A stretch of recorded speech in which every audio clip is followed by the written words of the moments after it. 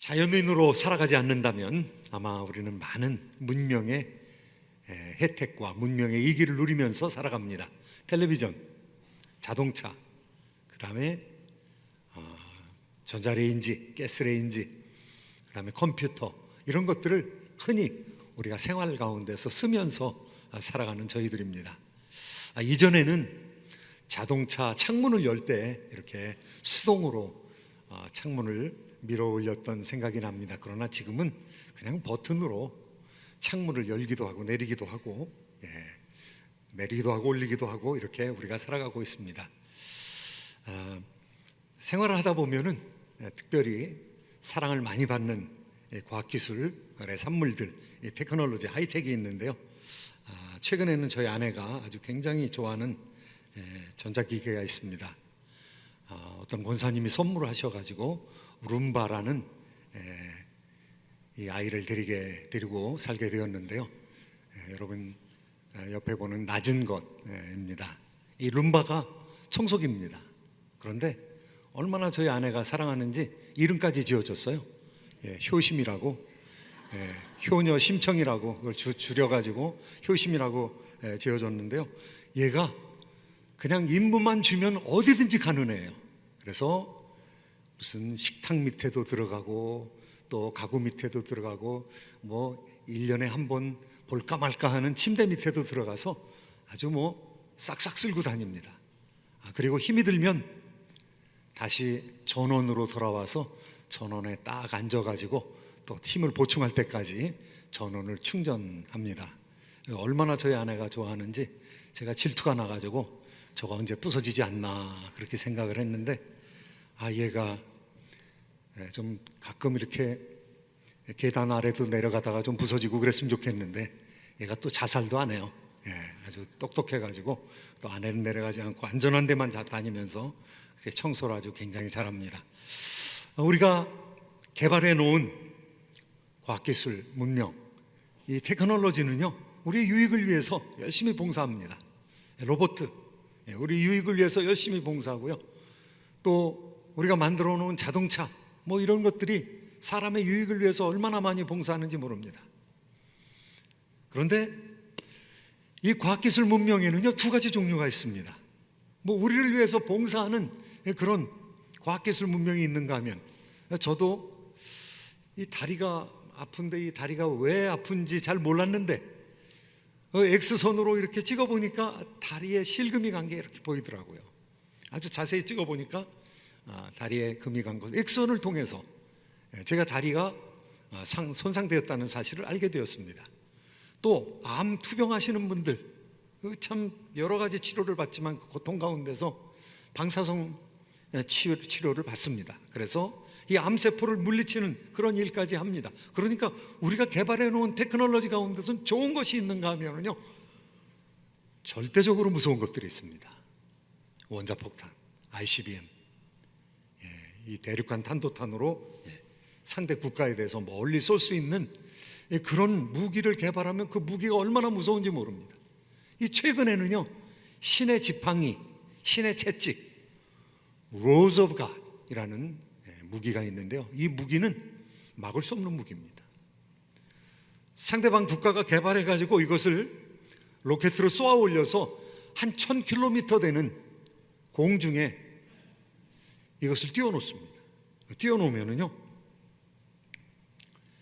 이것이 돌아가다가 적국 머리 위에서 신호를 보내면 그냥 떨어지는 거예요. 이게 낙하로 떨어지는 겁니다. 그런데 1000km에서 밑에까지 떨어지는데 15분이 안 걸립니다. 수직으로 거의 떨어지는 거죠. 수직으로 떨어지면 어마어마한 속도가 발생합니다. 이 길이가 한 20피트, 6m 정도 되는데요, 이 6m 정도 되는 텅스텐으로 만든 그런 쇳덩어리입니다. 이 쇳덩어리가 떨어지는 거예요. 쇳덩어리가 1000km를 떨어지다 보면은요, 어마어마하게 속력이 붙습니다. 그래서 초속 10km 정도로 떨어집니다. 그래서 땅하고 부딪히면은요, 땅을 한 300m는 파고 들어갑니다. 그리고 땅과 함께 폭발하게 되는데요, 어마어마한 에너지, 이 기계적인 에너지를 가지고 폭발하게 되는데요, 폭발하게 되면은 원자탄이 떨어진 것 같은 일본의 히로시마나 나가사키에 떨어졌던 그런 원자탄 같은 그런 위력을 발휘하게 됩니다. 그리고 공해가 없습니다. 그러니까 굴 많이 판 사람들, 지하로 벙커를 가지고 있는 사람들, 이런 사람들을 흔들어 가지고 굴이 다 무너지게 만들고 지하에 있는 지휘부 벙커가 없어지게끔 만드는 그러한 무기입니다. 중국에서 개발 중에 있고요, 미국은 개발을 다 맞춰서 배치하고 있는 것으로 알고 있습니다. 무서운 무기입니다. 기술은 두 가지로 발전이 되어 왔습니다. 우리에게 유익을 주는 샬롬의 기술, 샬롬의 테크놀로지, 그리고 또 한편으로는 파괴적인 그런 아주 이 세상을 파멸시키는 테크놀로지, 이 두 가지로 발전해 왔습니다. 사람이 도구를 만드는 사람으로 발전이 됐거든요. 그래서 마르크스 같은 사람은 인간을 호모 파베르 그랬습니다. 호모라는 것은 인간이라는 뜻이고요, 파베르는 만든다는 것이죠. 도구를 만드는 인간이라는 것입니다. 하나님께서 이 세상을 다스리라고 그랬는데 다른 것들은 다 본성에 의해서 자연 속에서 살아가지만은 인간은 상상력을 가지고 있습니다. 그리고 인간은 도구를 만들 줄 아는 존재입니다. 그런데 그 도구를 과학으로 직접시켜서, 기술을 집적시켜 가지고 그 축적된 기술로 어마어마한 과학기술 문명을 지금 구가하고 있는 것이죠. 그런데 그 기술의 싹, 그 문명의 싹을, 문화의 싹을 보면은요, 세세 후손들, 이 세세 후손들, 그들은 예배드리는 문화를 가졌습니다. 그런데 가인의 후손들은 예배드리는 문화 대신 성을 쌓고 무기를 만들고 노래를 만들어서 최초의 살인의 노래를 부르는 그러한 모습을 성경 속에서 발견할 수가 있습니다. 그런 문화가 홍수 이후에 번창해 왔습니다. 발전해 왔습니다. 그리고 문화가 두 가지로 발전이 되어서 사람을 유익하게도 하지만은 그 문화가 사람을 손상시키는, 사람을 미혹하기도 하는, 사람을 멸절시키기도 하는 그런 문화로 발전되어 온 것이죠. 이 문화의 종말은 무엇입니까? 예수님께서 재림하실 때 문화는 지금 문화가 그대로 있지 않게 될 것입니다. 지금 문화는 파멸될 것입니다. 계시록 21장 22장에서는 문화가 변화될 것에 대해서 이야기하고 있는데요, 그 계시록 21장 22장의 말씀이 바로 이사야 60장의 기본을 두고 있는 말씀입니다. 그래서 이사야 60장 10절부터 22절 마지막 절까지 함께 우리가 읽었습니다. 예수님께서 재림하실 때 그 문명이 어떻게 되겠습니까? 그 문명이 파괴에 이르게 된다는 것이죠. 그 문명이 재편성되게 된다는 것이죠. 그리스도와 함께, 그리스도의 재림과 함께 악한 문화가 해체되어 버리고 만다는 것이죠. 그 해체되는 그 문명, 해체되는 문화에 어떤 것이 있는지 한번 10절 말씀, 11절 말씀을 통해서 살펴보도록 하겠습니다. 함께 읽겠습니다. 시작. 내가 노하여 너를 쳤으나 이제는 나의 은혜로 너를 불쌍히 여겼은즉 이방인들이 내 성벽을 쌓을 것이요 그들의 왕들이 너를 섬길 것이라. 내 성문이 항상 열려 주야로 닫히지 아니하리니 이는 사람들이 내게로 이방 나라들의 재물을 가져오며 그들의 왕들을 포로로 이끌어 옴이라. 여기 왕들에 대해서 얘기하고 있습니다. 땅의 왕들, 땅의 왕들이 너를 섬길 것이라. 새 예루살렘을 섬기겠다고 말씀하고 있죠. 그리고 왕들이 포로로 이끌려 올 것이라. 계시록에서는요 8번이나 땅의 왕들이라는 얘기가 나옵니다. 그 땅의 왕들은 바벨론과 함께하여서 그 바벨론을 섬기며 살던 이 세상의 권력자들입니다. 바벨론의 짐승, 로마의 황제를 섬기면서 살던 땅의 왕들입니다. 그런데 땅의 왕들이 해체된다는 것이죠. 땅의 왕들이 권력을 잃어버리게 된다는 것이죠. 땅의 왕들이 포로로 이끌려 온다는 것이죠. 누구한테 이끌려 오는가? 새 예루살렘에 있는 예수 그리스도, 만왕의 왕이요 만주의 주 되신 예수 그리스도에게로 이끌려 온다는 것입니다. 땅의 왕들이 이렇게 이끌려 온다는 것은 땅의 왕들과 함께 땅에 있는 거민들, 땅에 있는 사람들, 그러한 사람들도 지도자를 잊어버리게 된다는 것이죠. 나라의 왕이 없어져 버렸으니까요, 지도자가 없어져 버리게 된다는 것이죠. 계시록에서는요, 방언과 열국과 백성 뭐 이런 말로 10차례나 땅의 거민들에 대한 이야기가 10차례나 반복되어서 표현되고 있습니다. 그런데 그런 사람들이 해체된다는 거예요. 열국과 백성과 무리와 방언들이 해체된다는 거예요. 10번이나 반복되는 이 백성들, 이 사람들 중에서 믿는 사람들이 새 예루살렘으로 들어오게 된다는 것이죠. 그리고 믿지 않는 사람들은요, 불못으로 들어가게 되고요, 이 세상이 해체되는 것을 얘기하고 있습니다. 특별히 지도자들이 해체된다는 것은요, 새로운 만왕의 왕이요 만주의 주 되신 예수 그리스도를 섬기게 된다는 것이죠. 이 세상에서 떵떵거리면서 살던, 그리고 하나님 믿지 않고 이 세상의 혈육의 능력을 의지하면서, 이 세상의 능력을 의지하면서 살아왔던 존재들이 이제 그것들이 무너지게 된다는 거예요. 이 세상의 세력이 무너지게 된다는 것입니다. 그리고 포로로 이끌려오는데, 왕들이 포로로 이끌려온다면은요, 싸움에서 졌을 때 그렇게 됩니다.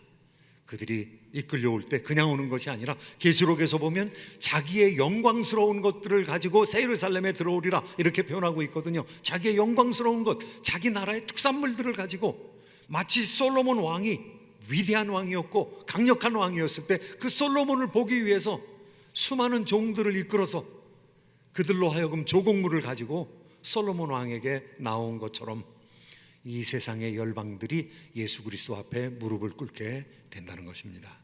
사랑하는 성도 여러분, 저와 여러분이 예수 그리스도와 함께 왕 노릇하게 될 것 참으로 여러분 믿으십니까? 그렇게 된다는 것입니다. 이 세상에 물이 바다를 덮음같이 여호와의 영광을 아는 것이 온 땅에 가득하게 되리라, 온 땅에 충만하게 되리라, 이것이 예언입니다. 그렇게 된다는 것입니다. 그때에 많은 물질들이 이르게 되는데요, 새 예루살렘에 하나님께서 신부가 신랑을 위하여 단장한 것 같이 그렇게 내려온다고 하는데, 여기서는 아주 현실적으로 표현하고 있습니다. 새 예루살렘 성에서 쓸 목재들을 수많은 사람들이 가지고 온다는 거예요. 그리고 금속들, 귀금속들을 가지고 온다는 거, 그걸 어떻게 표현하고 있습니까? 목재가 오게 된다는 것을 13절에서 이렇게 표현하고 있는데요, 같이 한번 13절 말씀 읽어보시겠습니다. 시작. 레바논의 영광, 곧 잣나무와 소나무와 황양목이 함께 내게 이르리네. 내 거룩한 곳을 아름답게 할 것이며 내가 나의 발둘 곳을 영화롭게 할 것이라. 각국의 영광이 이르게 되는데 레바논의 영광이 이르게 된다는 거예요. 레바논의 영광은 나무라는 겁니다. 레바논은 산지가 있으니까요, 산지, 소나무, 잣나무, 황양목 이런 것들이 오게 된다는 것이죠. 거기에 아름다운 나무, 백향목은 왜 빠지겠습니까? 또 여러 금속이 들어오게 된다는 것을 17절에서 말씀하고 있는데요, 17절 말씀 같이 한번 읽어보시도록 하겠습니다. 시작. 내가 금을 가지고 놋을 대신하며 은을 가지고 철을 대신하며 놋으로 나무를 대신하며 철로 돌을 대신하며 화평을 세워 관원으로 삼으며 공의를 세워 감독으로 삼으리니. 하나님 나라가 업그레이드 된다는 것이죠. 이전과 비교할 수 없을 정도로 영광스럽게 된다는 것이죠. 이제 무너졌다 큰 성 바벨론이요, 이 바벨론이 무너지는 것처럼 이 세상의 질서가, 이 세상의 문화와 문명, 이 타락한 악한 문화가 무너지게 된다는 것이죠. 그러면 세워지는 것은 무엇입니까? 무엇이 예수 그리스도로 말미암아 그리스도의 재림 때 세워지게 되겠습니까? 하나님께서 세우시는 것이 있습니다. 그리스도의 통치를 통해서 세워주시는 것이 있습니다. 그런데 관계가 새로워진다는 것이죠. 그 관계는요, 첫 번째 관계는 우리와 하나님의 관계입니다. 하나님과 인간의 관계입니다. 지금까지 하나님과 인간의 관계는요, 소원한 관계였어요. 무서운 관계였어요. 가까이 나가기에는 너무 먼 당신이었습니다. 하나님께서는 화염 가운데 계셨거든요. 어둠 가운데 계셨거든요. 어두운 지성소 가운데 계셨거든요. 그런데 예수 그리스도를 통해서 이 땅에 내려오셨습니다. 그래서 우리와 함께 임마누엘 하셨습니다. 지금은 떠나 계시지만 예수님 재림하시면 우리와 다시 임마누엘 하시겠다는 것입니다. 우리와 함께 하시겠다는 것입니다. 우리와 거처를 함께 한다는 것은요, 죄의 문제가 해결됐다는 것이죠. 우리가 즐거움으로 예수 그리스도와 하나님 아버지와 또 성령님과 함께 한다고 성경은 얘기하고 있는데요, 한번 하나님 말씀 같이 한번 보시도록 하겠습니다. 이사야 60장 14절 15절 말씀입니다. 함께 읽습니다. 시작. 너를 괴롭히던 자의 자손이 몸을 굽혀 내게 나오며 너를 멸시하던 모든 자가 네 발 아래 엎드려 너를 일컬어 여호와의 성읍이라 이스라엘의 거룩한 이의 시온이라 하리라. 전에는 내가 버림을 당하여 미움을 당하였으므로 내게로 가는 자가 없었으나 이제는 내가 너를 영원한 아름다움과 대대의 기쁨이 되게 하리니. 하나님의 도성이라고 일컬음 받게 된다는 것입니다. 여호와의 성읍이라 일컬음 받게 된다는 것이죠. 우리가 하나님과 동행하게 된다는 것이죠. 하나님과 함께 거처를 같이 하게 된다는 것이죠. 하나님께서 우리의 눈물을 씻어주신다는 것이죠. 하나님께서 우리의 질병을 고쳐주신다는 것이죠. 그래서 하나님을 믿는 사람들이 하나님과 함께함으로 말미암아 그 관계가 회복될 뿐만 아니라 이제 인간들과의 관계도 회복된다는 것입니다. 그 당시에 모르던 사람들이 하나님의 존전에 이르렀을 때, 야, 교회에 있는 성도들이 존귀한 자로구나, 나는 여호와 보시기에 존귀한 자라, 나의 하나님이 나의 힘이 되셨도다, 이 존귀한 자들이구나 깨달아 알게 된다는 것이죠. 이방인들이 뭐 예루살렘 뭐 별거 있나, 예루살렘보다 더 멋진 아데네가 있는데, 예루살렘보다 더 멋진 이집트가 있는데, 이집트의 왕릉의 골짜기가 있는 룩소가 있는데, 피라밋이 있는 카이로가 있는데, 그런데 그렇지 않다는 것입니다. 하나님의 처소가 인간과 함께 있음으로 말미암아 사람들의 시각이 바뀌게 된다는 것이죠.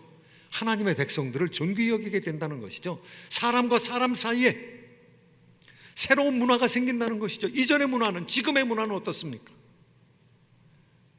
인간과 인간을 가로지르는 세 가지 중요한 특성의 문화가 있습니다. 하나는 정치입니다. 하나는 경제입니다. 하나는 예술입니다. 정치는 어떠합니까? 지금까지 인간의 세상, 역사 속에서 정치가 어떠하였습니까? 하나님께서는요, 정치가에게 많은 선물을 주시는 것이죠. 내가 이거 어비즈하지 말고 내가 너에게 권력을 주는데, 내가 너에게 지혜와 청명과 또 내가 통치할 수 있는 시스템을 주는데, 이 시스템을 잘 사용해서, 도구로 사용해서 내가 사람을 섬겨야 된다.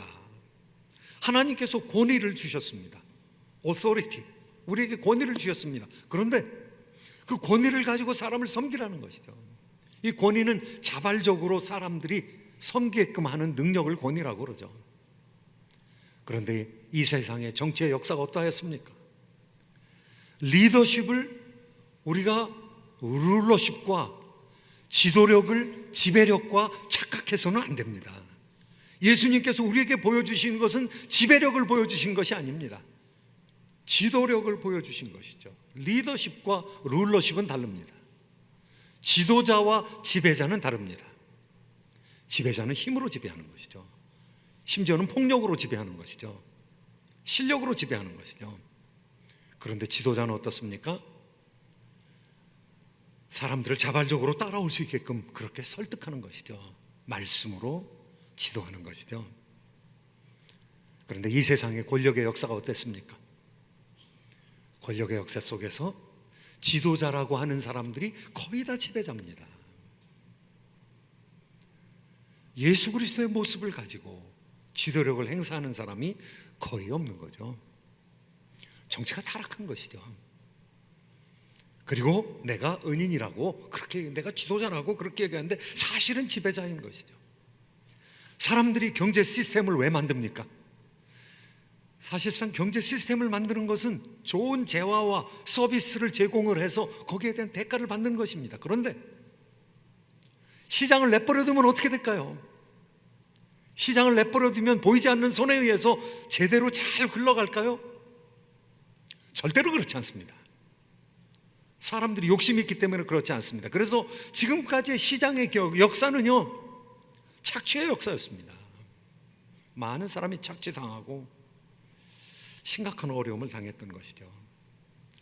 하나님의 백성들이 이 문화가 쇄신될 때는 이제 다른 사람을 섬기기 위해서 제도를 만들고, 그 제도의 정신이 섬김이거든요.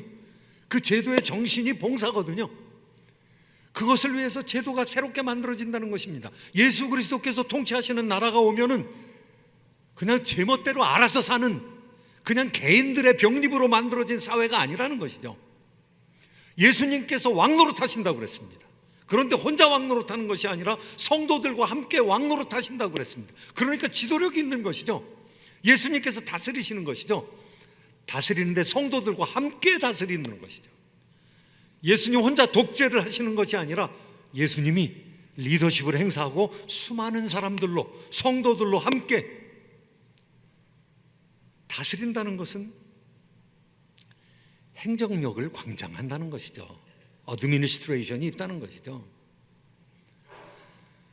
사람들이 만들어 놓은 제도의 궁극적인 모습을 우리 하나님께서 예수님을 통해서 보여주시고 그렇게 하시겠다는 것이죠. 인간이 정말로 이루기를 원했던, 마치 부모님이 사랑과 능력을 가지고 자녀들을 섬기는 것처럼, 그 사랑 가운데서 자녀들과 하나가 되는 것처럼, 공동체를 이루는 것처럼 그 아름다운 공동체가 예수 그리스도의 통치로 인해서 이루어질 것입니다. 재화를 잘 나누고 분배하는, 그리고 능력으로 생산하는 그런 시스템이 우리에게 주어질 것입니다.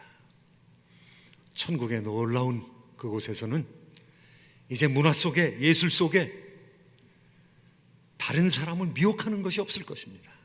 지금은요, 많은 예술 작품들이 사람들을 미혹합니다. 어떻게 미혹합니까? 제가 어렸을 때는 무비판적으로 권투를 보았습니다. 박싱하는 거 보면은요, 우리하고 다른 나라 사람하고 박싱하면은 좀 다른 나라 사람을 좀 이렇게 잘 맞춰서 때려 눕혔으면 좋겠다는 생각이 저절로 들어요. 판정승으로 간신히 이기면 마음에 안 들어요. KO로 이겨야 마음에 듭니다. 여러분은 착해서 안 그러시죠? 제가 보면은 저거 좀 이렇게 좀 잘 좀 맞았으면, 그런 생각이 저절로 드는 거죠. 그런데요, 우리가 세뇌된 겁니다. 우리가 검투사의 싸움과 같은 것을 보면서 좀 제대로 맞아줬으면, 제대로 죽어줬으면, 제대로 넘어졌으면, 이렇게 생각하고 있는 것이죠. 많은 세상의 스포츠들이 사람의 영혼을 파괴하고 있는 것이죠. 제대로 맞아서 쓰러졌으면, 넉다운 되었으면 얼마나 좋을까. 많은 이데올로기로 예술작품을 만듭니다. 예술작품을 만드는데요, 그 예술작품에 이데올로기가 들어가 있는 것이죠. 그래서 선한 것을 진작시키는 것이 아니라 그 이데올로기로 사람을 미혹하고 타락시키고, 사람을 죽이면서도 끔찍하게 많은 사람을 살상하면서도 이거 의를 위해서 그렇게 하는 것이다, 정의를 위해서 그렇게 하는 것이라 착각하게 만드는 것이죠. 죽기까지 싸우는 거죠. 자기가 왜 죽어가는지 모르는 것이죠. 대중 조작에 의해서 내가 어떻게 타락하는지 모르고 개돼지가 되어갈 때가 많이 있는 것이죠. 이데올로기의 속임수의 미혹의 대상이 되고 있는 것이죠. 그런데 이런 것들이 풀려진다는 것입니다. 예술작품에서 죄가 떠나게 된다는 것이죠. 아름다운 작품 속에서 죄의 요소가 빠져버리게 된다는 것이죠. 사악한 것은 그 나라에 들어가지 못하게 된다는 것이죠. 하나님께서 인간과 인간의 관계를 회복시킨다는 거예요. 그 더 중요한 것은요, 이제 사람들이 자연을 다스려야 되는데 이 자연을 사람들이 훼손시키지 않고 다스리게 된다는 것이죠. 자연은 계속해서 사람을 바라보면서 탄식하고 있다고 합니다. 왜냐하면 하나님께서 그렇게 질서를 만들어 놨기 때문에, 사람이 어비스하면은요, 사람이 남용하면, 사람이 환경을 파괴하면 파괴되는 자연이 사람한테 덤빌 수는 없고, 그것 때문에 탄식한다는 건, 내가 이렇게 죄 때문에 사용이 되다니, 내가 이렇게 죄 짓는데 사용이 되다니, 자연이 탄식한다는 것이죠. 그래서 하나님 아들들이 빨리 나타나기를 원한다는 것이죠. 하나님 아들들이 나타나서 훼손된 자연을 다시 개발하고 문화로 만드는 것이죠. 꽃은 자연이지만 꽃꽂이는 문화입니다. 나무는 자연이지만 탁자는 문화입니다. 수많은 나무들과 꽃들은 자연이지만 정원을 가꾸어 놓으면 문화입니다. 돌은 자연이지만 돌을 잘 깎아서 건축을 하면 문화입니다. 문화적인 산물들이 하나님의 영광을 위해서, 그리고 사람의 유익을 위해서, 사람의 사랑을 위해서 다시 자리를 잡게 된다는 것이죠. 이제는 폭력이 스며들어오지 못하게 된다는 것이죠. 이제는 자연이, 인간이 어비스 당하지 않는다는 것이죠. 오늘 말씀 가운데 그 이야기가 나와 있는데요, 18절 말씀 같이 한번 읽으시도록 하겠습니다. 18절 말씀 함께 읽습니다. 다시는 강포한 일이 내 땅에 들리지 않을 것이요, 황폐와 파멸이 내 국경 안에 다시 없을 것이며, 내가 내 성벽을 구원이라, 내 성문을 찬송이라 부를 것이라. 하나님께서 폭력을 빼버리신다는 거예요. 죄를 빼버리신다는 것이죠. 그리고 하나님의 백성들이 어떤 상황에 이르게 되느냐, 21절 22절 말씀, 이제 폭력이 다시 존재하지 않는 순화된 문화가 이루어진다고 말씀하고 있습니다. 함께 읽겠습니다. 시작. 내 백성이 다 의롭게 되어 영원히 땅을 차지하리니 그들은 내가 심은 가지요 내가 손으로 만든 것으로서 나의 영광을 나타낼 것인즉 그 작은 자가 천명을 이루겠고 그 약한 자가 강국을 이룰 것이라. 때가 되면 나 여호와가 속히 이루리라. 아멘입니까? 아멘입니다. 하나님께서 자연의 탄식을 들으시고 인간의 탄식을 들으시고 성령님의 탄식을 들으시고 또 예수님께서 탄식으로 하나님 보좌 우편에서 중보기도 하심으로 말미암아 때가 이름에 예수님 오셔서 모든 관계를 새롭게 하실 것입니다. 모든 문화와 문명을 회복시켜 주실 것입니다. 그런데 예수님께서요, 지금부터 2000년 전에 먼저 오셨어요. 먼저 오셔가지고 시작을 알린다. 내 나라 시작을 알린다. 요즘 일루미나티들이 시작을 알리겠다 뭐 이래가지고 일루미나티도 세계 정부 원 월드 오더를 만들어서 이 세상을 통치하겠다고 그럽니다. 그러면서 은근히 사람들을 겁줍니다. 그런데 예수님의 나라는 이미 시작이 되었습니다. 예수님께서는 이 문화를 어떻게 개혁시키고 계신가 하면요, 이 폭력으로 가득 찬 문화 속에 들어오셔서 내가 내 나라를 세우는데 그 내 나라는 그냥 먼 천국에서 이루어질 나라가 아니라 내가 이 나라를 시작했다. 어떻게 시작하느냐? 제자들을 불러놓고요, 제자들과 함께 잔치를 하셨습니다. 잔치를 하시면서 내가 이 날을 기다리고 또 기다렸다. 예수님께서 기다리신 거죠. 그런데 그날은 십자가 못 박혀 돌아가시기 바로 직전 날입니다. 저녁이 시작되지가 바로 그날이죠. 유대 달력으로 생각하면은요, 저녁이 시작되면서 해가 지면서부터 새날이 시작되니까요. 바로 예수님 십자가에 못 박혀 돌아가는 그날, 그 전날 저녁에 우리 달력으로 말하면 그 전날 저녁이죠. 그때 모여가지고 예수님께서 성찬식을 하시는 것입니다. 그때는 유월절 잔치였습니다. 구약에는 유월절 잔치였어요. 그런데 유월절 잔치를 호련히 성찬식으로 바꾸신 거예요. 문화를 개혁하신 거예요. 중요한 것은요, 예수님께서 개혁자로서 살아가라는 것이죠. 문화를 변혁시키는 사람으로 살아가라는 것이죠. 나를 따르라는 것이죠. 나를 따르라는 것이죠. 원수를 사랑하라는 것이죠. 거기서 새로운 문화의 변혁이 생긴다는 것이죠. 예수 그리스도를 따르는 것으로서 우리가 예수 그리스도의 생명이 우리 가운데 살아있다는 것을 보여줄 수 있다는 것이죠.